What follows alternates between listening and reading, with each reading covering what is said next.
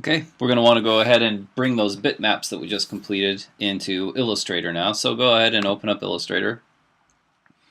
And we want to go ahead and create a new file. So we're going to go File, New. And we want to make it a 11 by 17, again the tabloid size at landscape orientation. So click OK on that. And it should open up our image for us. It should just be a big blank canvas. And I like to make sure I have the layers palette open. So make sure you click on the layers palette to make sure that's open. What we're going to want to do is we want to place each of these bitmap files that we just made into Illustrator on separate layers, because these are going to be our three different colors that we're going to use. So what I want to do is I want to go ahead and go up here to File, Place.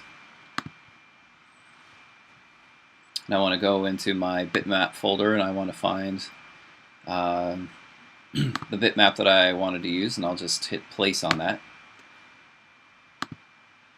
And that'll bring that in, and you can just go ahead and just click up in this top left corner and it should line everything up. And remember, our registration marks are still buried in this someplace, if I can do this correctly. Our registration marks are still in there, so we can still see those, so that'll really help us later when we go to line all these up. Okay, so I just like to go ahead and name this one like blue, since I knew that was the blue one that I brought in. And once you're done with that, just make sure you select it and go up here to your transparency palette. And here where these are the blending modes, we want to go ahead and click on multiply. So we just want to do that for each one of these as we bring them in. Okay, so Illustrator has an eyeball that allows you to turn the view of your image on or off.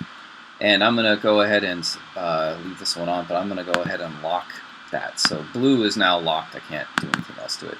I'm going to make a new layer. This one I'll call red. And then I'm going to go ahead and place that file in there. So I'm going to go ahead and find the red one, the red bitmap. And if I do this right, it should all be lined up. Okay, so I've got my red one in there. I'm going to go ahead and select that, make sure I go up here to transparency and choose multiply again. I'll lock it, and then I'll make my last layer here, which will be the brown one, right?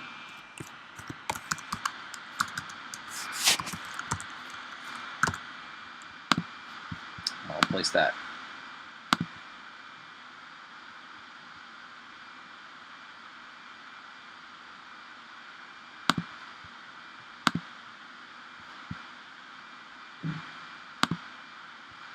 Okay. Make sure I have that one selected and change that one to multiply as well. It doesn't make any difference. The multiply setting won't help with much while you have it black, but as soon as we turn this a different color, it'll really help us to see it. So right now you are looking at this, and if you zoom in on it, you see that all three of our layers are kind of lined up, and you know, they're not much to look at the moment. But it's brought them in as all those black and white dots for us instead of pixels. So what I want to do now is I just want to go up to the top corner. And we'll want to check my registration marks to make sure they're all lined up. And it looks like right now they're perfectly lined up. Like if I had the brown one here and I had gotten off base somehow, it would have looked like that. So I'm going to go ahead and just bring this back in and lock it.